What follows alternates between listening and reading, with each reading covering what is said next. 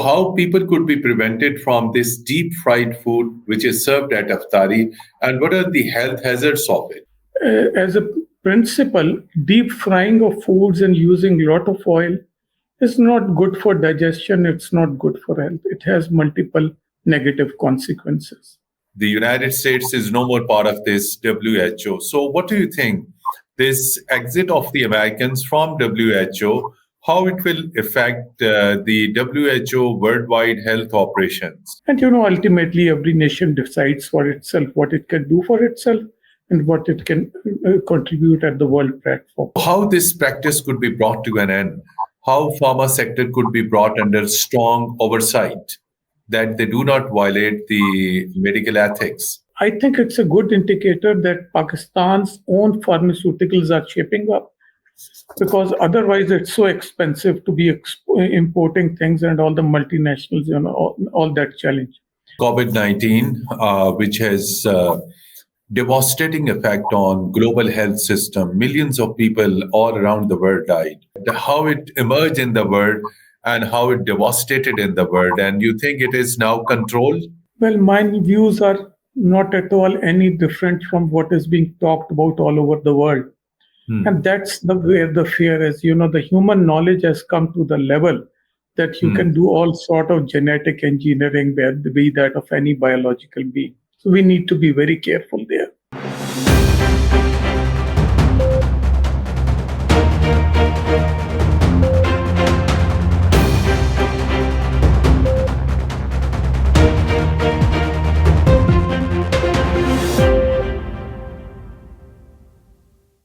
Bismillah ar-Rahman ar-Rahim. Hello and welcome to program Inside in V News English. Dear viewers, holy month of Ramadan has begun in Pakistan and elsewhere in the world. So during the holy month of Ramadan, food habits, eating habits, these all habits take a different turn. So what to be done? What needs to be taken care of as far as different health issues are concerned? In today's program, we will discuss that. In addition to this, we will also take advantage of today's special program, which is focused on health, particularly in Pakistan, where a large number of Pakistani population is facing different type of diseases, regardless of the bracket of the different people. It could be rich, poor, middle class, upper middle class, particularly two diseases, one which is diabetes and the other the cardiac related issues are on the rise. What needs to be done? And additionally, we will also talk about the most deadly COVID-19. What was it? Whether it was man-made COVID or it was organic. And is there any fear of the new variant of COVID in Pakistan and elsewhere in the world? To discuss these all issues, we are fortunate to have with us one of the seasoned Dr. Imran Majeed. Mr. Dr. Imran Majeed is a former Lieutenant General of Pakistan Army and a former Surgeon General of Pakistan Army, having very rich experience in different fields of medicine, and he has been practicing medicine and he has been in the medical profession for approximately 40 years. Dr. Imran Majeed sir, very warm welcome to program Inside in V News English. And at the beginning, I will extend Ramadan Kareem greetings to you and to all viewers. First, as I discussed, that whenever holy month of Ramadan begins, people get worried about particularly what to eat, what not to eat. And today there was a story which was everywhere. There have been so many comments in media as well, social media, regular media, that this deep fried food is deadly for the health. So how would you like to comment on that? And if we see across Pakistan, across Muslim world, this is one of the most popular dish in iftari. So how people could be prevented from this deep fried food which is served at iftari, and what are the health hazards of it? So it's difficult for people to change their habits instantly when Ramadan arrives. But as a generalization, it's not a good idea to deep fry foods or to even heat foods intensely, particularly when it comes to vegetables, because they lose a lot of their values, including nutritional and medicinal value. So this is something that we should come out. We should try to understand what are the best eating habits, and based on rationality and scientific principles that have been adopted by so many populations around the world. The Chinese do it well, the Westerners do it well. So we need to revisit that also. So that's it's difficult to start giving recipes, but I agree with you that as a principle, deep frying of foods and using a lot of oil is not good for digestion. It's not good for health. It has multiple negative consequences. What will be your professional advice, particularly to those patients or those people who are having fluctuated blood pressure? Sometimes it goes up, down, diabetes patients, and the cardiac one. So, what they need to As a, do during this? as a generalization, instead of going into multiple formulas and recipes, I must give the basic principle. And that is simply that we should get out of habit of consuming too much sugars and starches. Hmm. Starches की भी problem है. When we ingest starches, they all get converted in liver into glucose. So basically, we are all in an excessive glucose overload situation. About 80% of human beings are in that situation, that whatever they are eating, they are getting insulin resistance, which is the basis of inflammation. They get into a lot of disease problems like high blood pressure, heart problems, stroke, diabetes itself, and many of allergies and cancers and autoimmune diseases are today being attributed to this situation. So, and whatever we eat, we should also be exercising and metabolizing whatever glucose comes in as a fuel. We should quickly use it. We must be, even if we are not exercising vigorously, we should be walking about a lot. There are a lot of these Walk is gadgets suggested around. strongly. Walk is strongly suggested. Absolutely. About 6,000 plus steps a day Yes. as a generalization is good, a good recipe to go about. Doctor, since you are a medical professional and an expert, you have spent long time in health sector in Pakistan. When we talk of Pakistan's health sector, it always present a critical picture.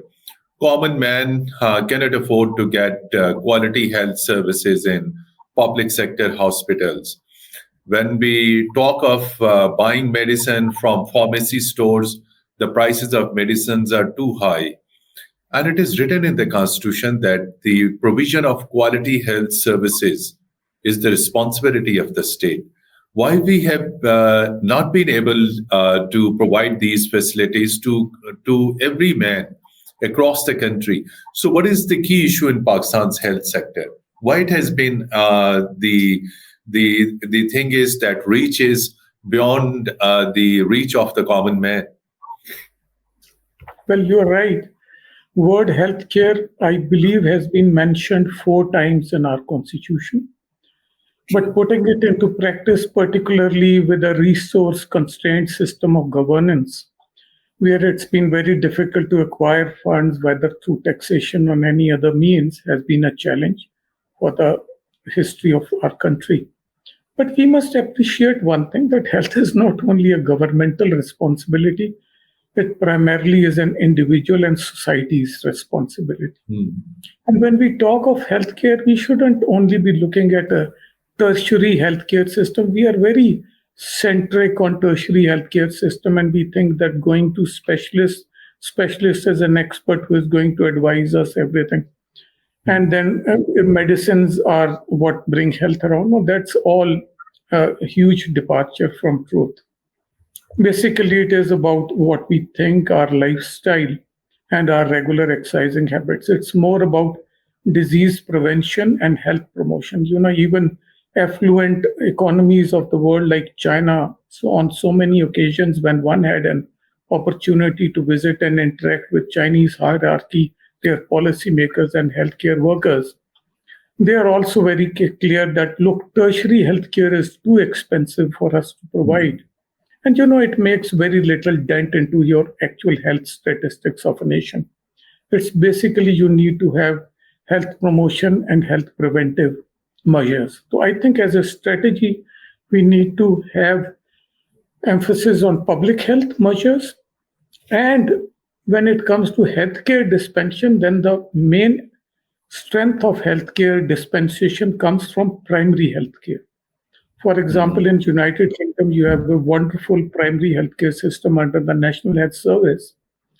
And whereas their tertiary care is so expensive that even the UK economy finds it very difficult to afford, whereas 10%, their health budget is equivalent to 10% of GDP. In United States, it's more than that. And that comes to about $1.5 trillion. And for us, we have always struggled to even try to make it even 1% of GDP, given our economic constraints. Because when it comes to disease prevention and health proportion, I think those principles need to be understood. For our healthcare dispensation, I believe that more than tertiary care, we should be focusing on primary healthcare centers. And because 80-90% illnesses can be very well handled by doctors on that platform. So that's a simple, straight answer for a big challenge. Dr. Imran Saab, World Health Organization, which is a UN body, has done a tremendous work in the improvement of health services in different parts of the world, particularly in developing countries and in the poor world. Recently, after coming into power, the Republican leader, the US President, Mr. Donald Trump, has announced exiting from WHO. The United States is no more part of this WHO. So what do you think? This exit of the Americans from WHO, how it will affect the WHO worldwide health operations? Because United States was also one of the major contributor in the WHO. Yes, I wouldn't honestly fully understand the reasons why they've done so, because whatever exposure I've had to the US statements, it's not very clear to me why they've taken this step. And I'm not sure for how long they would intend to continue like this. But nevertheless, world is a big place. China has made important contributions in healthcare at WHO platform, so as Europe, so as the rest of the world. Now, any nation state is very independent. They can choose to join or be out of something. Why they have done it is best answered by them. But looking at the way the thinking has been going, there have been serious questions about handling of NIH, medical research at the corporate platform. Even there are conspiracies, theories about the COVID and the role of NIH and so on and so forth. And I'm all alluding to the Western commentaries, American commentaries, and American statements, including that by Robert Kennedy, the new Health Secretary of United States, his views about vaccination, about COVID, and so on and so forth. I believe that United States has its own challenges. Their public health, total health expenditure is coming close to $3 trillion, and half of it is paid by the government directly or indirectly. Now, that's certainly the most expensive healthcare system of the world, but certainly not the best healthcare system of the world, as they are saying themselves. If you look at the social democratic countries, Germany, Scandinavia, Norway, Finland, UK, Australia, Canada, they are able to handle the system, their healthcare systems, perhaps in a much better way. So whatever contributions, I believe, research in healthcare in particularly American universities will continue. Now, that is all open access, and the fruits of that will be shared with everybody. At WHO level, I think one important doctrine has been their health in all policy approach. I think that is something that every nation state should be adopting. And I'm aware of how it has been so well adopted by so many countries like China, where, for example, they have little emphasis on tertiary care, although it's absolutely world class. But their healthcare indicators in the recent past have improved much faster for a much larger population than perhaps any other nation in the world in the last century. और उसमें all this has happened because they have this health in all policy approach. तो उसको we need to understand these things at the policy level. And ultimately every nation decides for itself what it can do for itself and what it can contribute at the world platform. So obviously, a strong player staying out of WHO platform, we obviously feel a little consternated, may have a negative impact. But I believe the way it's an open world, social media is there, everything is shared. So I think when it comes to thought and ideas sharing, that will continue. And United States, people of United States, and including their government, I'm sure they'll be participatory, their researchers, their academia. So we'll all be contributing in our own ways, which tend to oscillate how we go about it. But I think things will continue in a large extent. It will not be a major disturbance, I hope. Dr. Imran Sahab, you talked about major developed countries like United States, Canada, Australia, European countries' health system, and you said they are managing it. In Pakistan, when we see the health sector, it's unfortunately the lowest spending on health and education in Pakistan. And if we wish to see human resource development, quality human resource development, every state spends a large portion of GDP on health and education. Why it has been so that these both areas, health and education, are most neglected and lowest GDP spending is on these two sectors? I think it comes to our general lack of abilities to dispense governance in such a good form as so many other nation states have been. And that's where our political process has lagged a little, that we all understand. That's part of our talk every day. True. But I would like to, rather than put everything, all the blame on the government, I would like to talk about other things that can be taken into account, Please. that should be taken into account, and proper positive measures that can be taken by the whosoever is there in governance. So, nobody comes in governance, nobody comes to Islamabad to fail. Everybody has their own ideas, and we have our own constraints that we all understand, whereby we are all able to do things up to a certain extent. Now, that may be suboptimal, but I would like to talk about the role of the society. And I think, the part of the social, it's not only government's responsibility as a part in the social contract, it's our own responsibility also. And health, by and large, is a society responsibility, I believe. But when it comes to dispensation of tertiary or primary to secondary tertiary healthcare, I think non-governmental organizations like trusts, etc., should come up. The society should look after itself also. If somebody cannot look after me, I still can look after myself, not by taking medicines, as we discussed, by acquiring the right habits. I hope I don't become part of the problem for government to try to handle. If I don't have disease, the government doesn't have to do that much. And a lot of it, about vis-a-vis health, most of it is actually about prevention. And we should, I believe that on that big scale of 1.4 billion people, again, I am alluding to China repeatedly, but I think they've done a great job, that their general health indicators basically primarily emphasizing on disease prevention and health promotion. It has worked very nicely. I think we need to study those models at policy level and at individual level. And I think people need to get together. I have a lot of faith of late. I hope that the society invests in its own self. ये जो होता है ना, यहाँ से wealth निकाल के दुनिया में जा रहे हैं. We created दुबई जा रही है, स्वीडन जा रही है. 1.5 million people lost their lives. That is the highest mortality in human history. 1 million Chinese died in Long March. They created China. 1.5 million died. Creation of Pakistan. We need to play our part. और वो यही वाली है कि I think disease prevention और health promotion पे emphasize करें.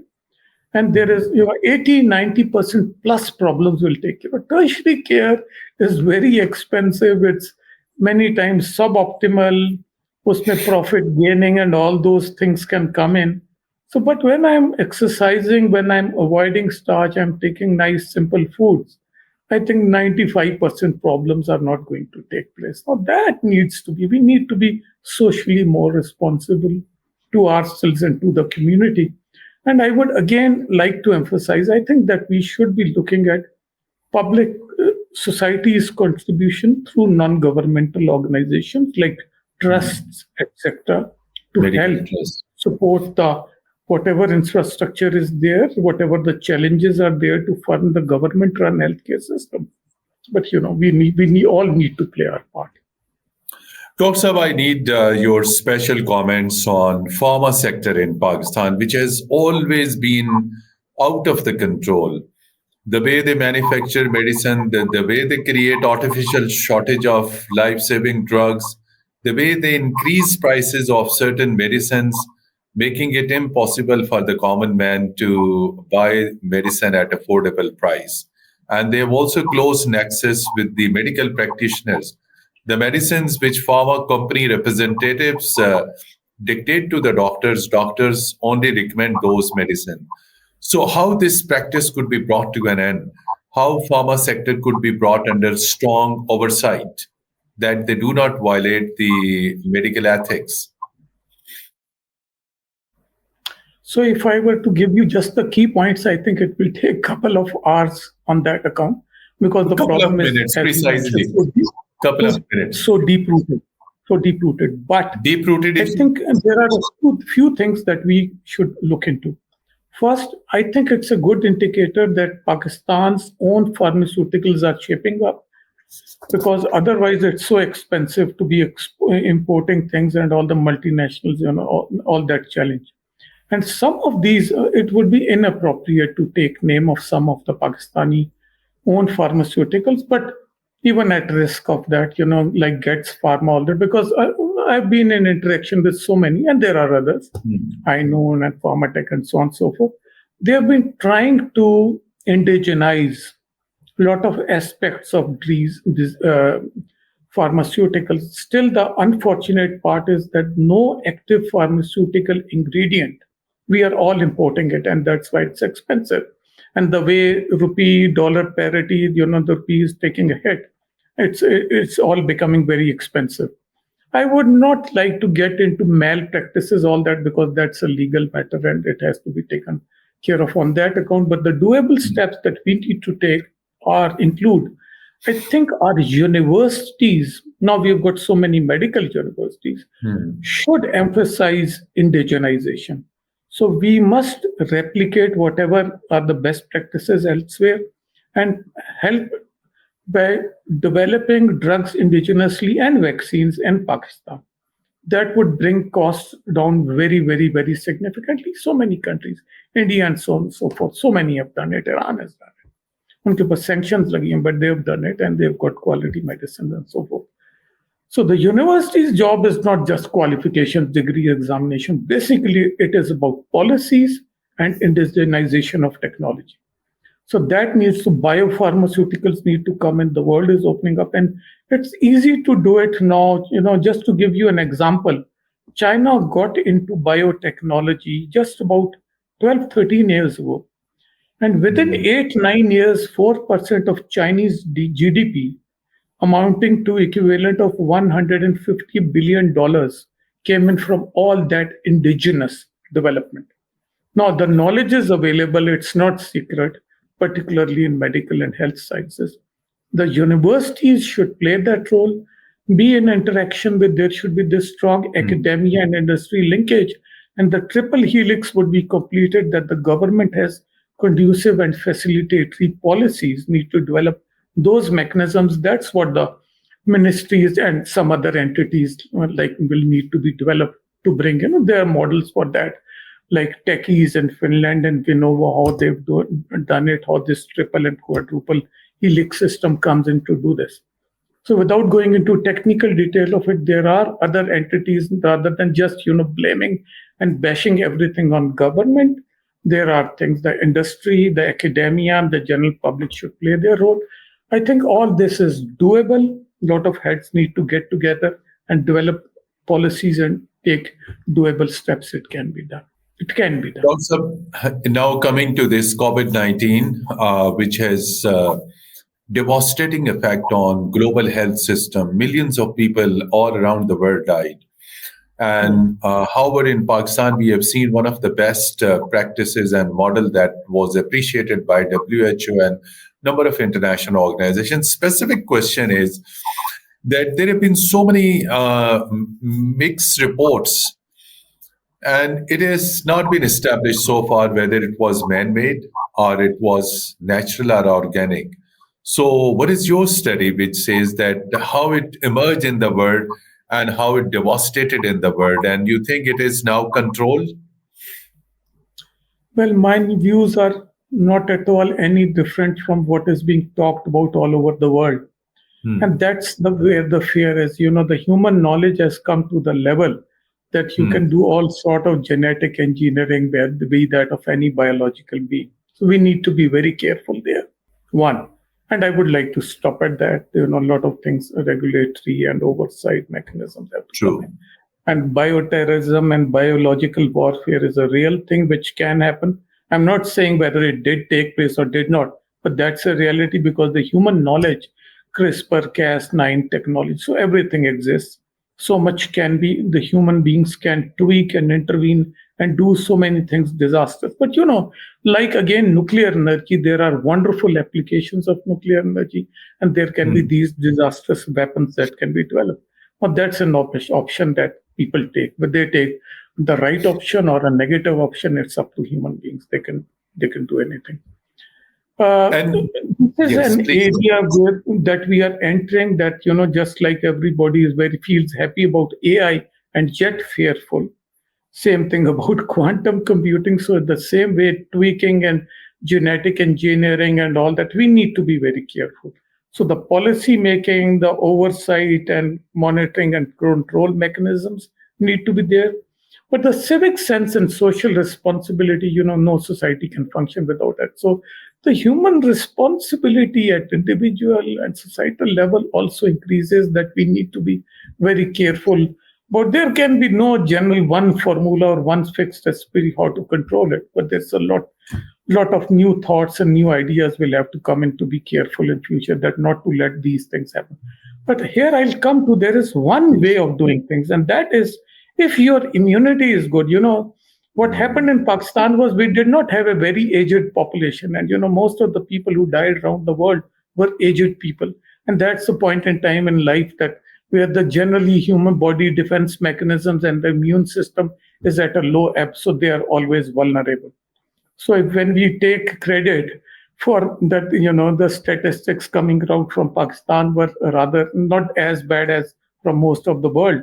I think a reason was the demographics in Pakistan, that we were a relatively young population and Hmm. who had much better immune system. So again, if we have good dietary habits and regularly exercising, I think a lot of, whether they are created or naturally occurring biological agents, I think when the body has a tremendous ability to auto-correct itself and to take care of all invasions when the immune system is working very well. So the emphasis in wake of all this, when all the variables cannot be controlled, there is this important variable, which is looking about our own health through regular exercise and proper nutrition. I think nutrition needs to be understood very Hmm. well. I just alluded to starch intake needs to be reduced as a Hmm. generalization. Whatever we are doing, थोड़ा सा और हाथ खींचना शुरू कर दीजिए Hmm. और जितना जितना करेंगे उसका फायदा होगा. That's I would be in oils. It's the vegetable oils that are more dangerous. I am not.